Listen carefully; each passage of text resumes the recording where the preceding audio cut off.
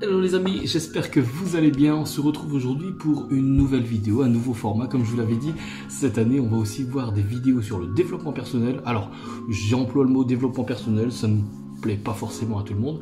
Mais ce que je veux vous dire en fait, c'est que j'aimerais justement à travers ces vidéos qu'on puisse grandir ensemble. C'est plutôt ça, c'est-à-dire qu'on va continuer à grandir ensemble à travers des histoires qui nous font rêver ou justement qui nous aident à grandir encore un peu plus.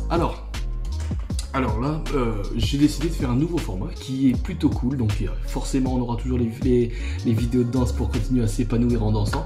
Mais là, on va essayer de s'épanouir avec des livres. Et vous voyez, le premier livre que je vais vous présenter, c'est la méthode Tudoro, qui est un livre de Stefano Xenakis, comme vous pouvez le voir ici. Et en fait, ce livre, il est vraiment sympa puisque, en fait, c'est des histoires à l'intérieur qui vous aident justement à comprendre des situations ou justement à améliorer votre quotidien via ces histoires. Alors du coup, je vais passer quelques épisodes à vous lire et à vous sélectionner des textes qui sont vraiment sympas. Vous voyez, par exemple, ici, on a un chapitre et il est écrit « Occupe-toi de tes affaires ». Ou tout simplement un autre chapitre, voilà, 15 heures à Veria, c'est des chapitres en fait. Du coup, vous n'êtes pas obligé de le lire continuellement, vous savez, de façon successive. Enfin, les chapitres ne sont pas, ils sont indépendants quoi, en fait, c'est ça que je vais vous dire. Et là, moi j'ai envie de vous sélectionner justement un chapitre qui me plaît bien et qui se dit, vous voyez, c'est page 45, donc j'espère que vous allez aimer. Donc vous voyez, là, en fait, le but, c'est de vous installer, d'écouter la petite histoire que je vais vous lire, comme ça, au moins, on se cultive ensemble, et en plus, on grandit ensemble. Donc voilà, surtout, n'hésitez pas aussi à, comment dire, à commenter et à me partager vos avis sur justement les histoires et est-ce que ça vous évoque et puis ce que vous ressentez justement quand on lit une histoire ensemble. Donc là, moi, ce que j'aimerais vous dire pour le premier épisode de cette collection, c'est on ne peut pas plaire à tout le monde. Donc c'est parti, on s'installe et je vous lis l'histoire. Donc l'histoire est vraiment cool. C'est parti. Alors déjà, on ne peut pas plaire à tout le monde. Cale ça dans un coin de ta tête.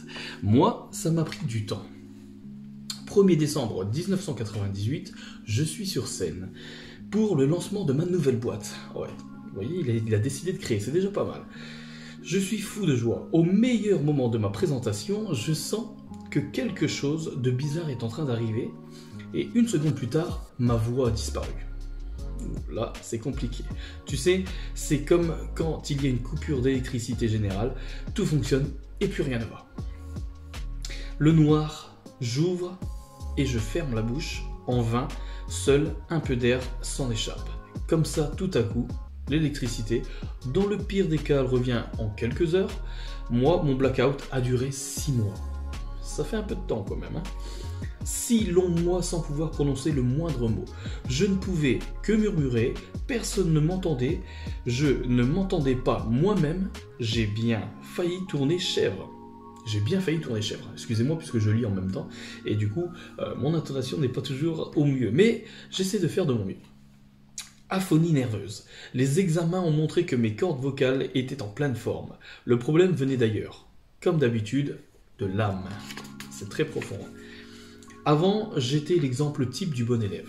Peut-être que ça vous est arrivé aussi d'être toujours, de vouloir toujours être parfait. Bon, effectivement, je lis le texte et en même temps, je fais quelques commentaires, je donne mon avis. J'espère que ça vous dérange pas. Mais c'est aussi le but de ces vidéos. Sinon, il n'y a rien de personnel si je commente pas. Allez, c'est reparti, on retourne dans le livre. Tout le monde avait quelque chose de positif à dire à mon propos. Jamais personne ne disait de mal de moi, jusqu'à ce que ça arrive. Quelques mois avant cette extinction de voix, j'ai été accusé de quelque chose de très grave selon mes critères, et je n'ai pas su prouver que ces reproches étaient infondés.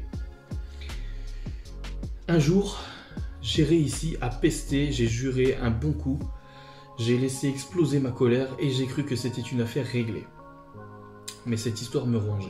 J'étais tellement contrarié qu'un ami médecin m'a dit plus tard que si j'avais été plus âgé et que ma santé n'avait pas été aussi bonne, j'en aurais fait un infarctus. Quoi qu'il en soit, c'est difficile de dire non. Vous le savez ça, c'est difficile de dire non. c'est très important de s'arrêter un petit peu sur ça, puisque dire non, c'est pas quelque chose de négatif, d'accord? Je le précise comme ça, c'est aussi pour vous, il y a des moments où il faut que vous pensiez à vous. Vous pouvez pas toujours, par exemple, il y a des personnes qui aident tout le temps tout le monde, elles ne peuvent pas le faire, voilà. Il faut parfois dire non, parce que justement, il y a des personnes après qui vont essayer d'en profiter, donc voilà, c'était une petite parenthèse où je vous dis que c'est sympa aussi de dire non de temps en temps. C'est sympa de dire non. Allez, on reprend l'histoire. De ne pas faire plaisir aux autres. Dès l'enfance, nous courons après cette certaine acceptation, après ce sourire à la douceur du miel. On nous a appris à être de bons petits. On essaie toujours de faire une bonne éducation et voilà, des fois, ça nous mène à quelque chose qu'il ne faut pas. À terminer notre assiette, à obéir, à ne pas faire d'histoire. En 2 mots, à jouer la comédie. Surtout ne pas faire ça, puisqu'après vous n'êtes plus vous-même. Enfin, c'est que mon avis. À jouer la comédie. Quand tu trembles à l'idée de dire non, c'est parce qu'en toi, dans les coulisses, un môme de 5 ans est en train de piquer une crise de panique, de donner des coups de pied à tout va. Il a peur d'être rejeté. Il veut que tout le monde soit content et souriant. Et alors, il faut voir comme il va. Il s'agite, fait des pieds et des mains et finit par trébucher. Mais le plus important, c'est d'être clair avec toi-même. Avec cette petite voix qui résonne en toi et qui sait toujours ce qu'il faut faire. C'est grâce à elle que tu peux dire non. Non. Autrement, tu t'épuises avec tes coups de pied et tu t'en mêles les pinceaux. Mais tes oui, ce que tu te dis à toi-même, ils doivent être solides, de vrais rocs. Ils doivent être ta fondation la plus profonde, la base inébranlable sur laquelle tu construiras tout le reste. Vous comprenez ça? C'est-à-dire que quand vous dites oui, il faut vraiment que ça vienne de vous, il faut que vous soyez d'accord avec ça, et il faut que vous le fassiez par plaisir pour vous. Et vraiment, si vous le faites pour quelqu'un d'autre, il faut vraiment que ça vous fasse plaisir et que ça n'engendre pas des contraintes chez vous ou justement une certaine anxiété. Donc voilà, la base inébranlable sur laquelle tu construiras tout le reste. Elle doit pouvoir résister à tous les chocs, à toutes les secousses. On ne peut pas être aimé de tout le monde, accepte-le, ça va changer ta vie. Mais aime-toi plus que quiconque, alors seulement tu pourras aimer les autres. Comprenez cette phrase? Alors celle-là, elle est encore vraiment plus importante. Aime-toi plus que quiconque. Alors seulement tu pourras aimer les autres. On pense souvent qu'il faut que les autres nous aiment pour pouvoir s'aimer. On pense que quand on fait plaisir aux autres, justement, ça va nous le rendre. Alors que pas du tout. Il faut d'abord que vous puissiez vous aimer vous, d'accord? Soyez d'abord amoureux de vous. C'est bizarre, mais il faut d'abord que vous vous aimiez pour pouvoir ensuite donner plus d'amour. Vous savez, les autres ne nous appartiennent pas. Il faut d'abord que vous vous aimiez, et ensuite, une fois que vous aimiez, vous n'avez plus à vous consacrer, à vos problèmes et tout ça, puisque vous vous aimez, et vous pouvez en gros consacrer le reste aux autres. Et là, on est d'accord pour dire que on peut aimer les autres. J'ai entendu récemment, je vais prendre soin de moi pour toi. Il suffira que tu prennes soin de toi pour moi. C'est compliqué cette phrase, vous comprenez? Il fut un temps où on appelait ça de l'égoïsme. Aujourd'hui, on parle d'estime de soi. C'est très important. Cette phrase, encore une fois, elle est vraiment très importante. Je vais prendre soin de moi pour toi. Il suffira que tu prennes soin de toi pour moi. Et c'est comme ça qu'on apprend à s'aimer. Si j'ai une personne en face de moi, par exemple quand vous êtes en face de moi là comme ça, je serai très heureux que vous preniez soin de vous et de vous voir épanoui, et c'est ça qui me rendra heureux. Vous comprenez? Donc là, personne ne se doit rien, sauf que vous devez quelque chose à vous-même, et moi je me dois à moi-même d'être bien pour pouvoir vous rendre heureux. Vous comprenez? Il y a une nuance, d'accord? C'est pas moi, je veux être bien pour toi, enfin... C'est compliqué, mais je pense que vous voyez un peu ce que je veux dire. Surtout, n'hésitez pas à commenter en bas pour discuter avec moi et partager. Ça me ferait énormément plaisir justement de commenter et continuer de partager avec vous justement sur ces textes. Donc là, on a fini ce chapitre. J'espère que vous avez aimé. Donc le chapitre, c'était « On ne peut pas plaire à tout le monde ». la méthode Todoro. Bon, ce qu'il faut savoir, c'est que je ne touche aucun droit, je ne fais aucune publicité sur ces livres.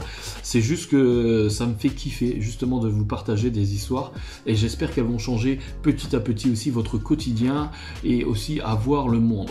Comme il dit, vous savez, j'ai beaucoup de monde savent voir le monde, mais peu savent l'observer. Donc le but, c'est vraiment de pouvoir approfondir justement cette vision du monde et grandir ensemble. Voilà, j'espère que vous avez aimé cette première partie. Comme vous avez pu le voir, si le livre vous intéresse, vous pouvez aller le chercher, c'est la méthode Todoro. Mais sachez que je vais continuer, moi, forcément, à le bouquiner encore et vous partager quelques textes qui me font plaisir. Et voilà, donc j'espère que vous avez aimé cette vidéo. On se retrouve donc pour d'autres vidéos de danse, mais aussi des vidéos où je vais commencer à faire du sport. Vous allez voir encore, je suis à contre-courant comme forcément beaucoup de moments, puisque je ne vais pas forcément être en accord avec les coachs sportifs. Les personnes qui vont regarder mes vidéos vont certainement, enfin les coachs surtout, ou les sportifs aguerris, ne vont pas apprécier mes vidéos de sport, mais on en parlera du coup dans la prochaine vidéo et j'espère que vous me suivrez aussi pour vous remettre en forme avec moi. Donc voilà, je vous remercie une nouvelle fois de m'avoir suivi. J'espère que vous avez vraiment aimé cette vidéo de développement où on a un petit peu changé comment dire, les vidéos de cette chaîne. Surtout, n'hésitez pas à commenter juste en dessous, d'accord? Comme ça, on partage ensemble. Parce que sinon, si je parle tout seul, c'est pas trop intéressant. Donc, commentez, likez si vous avez kiffé. Et abonnez-vous si ce n'est pas encore fait pour d'autres vidéos comme celle-ci. Allez, à bientôt.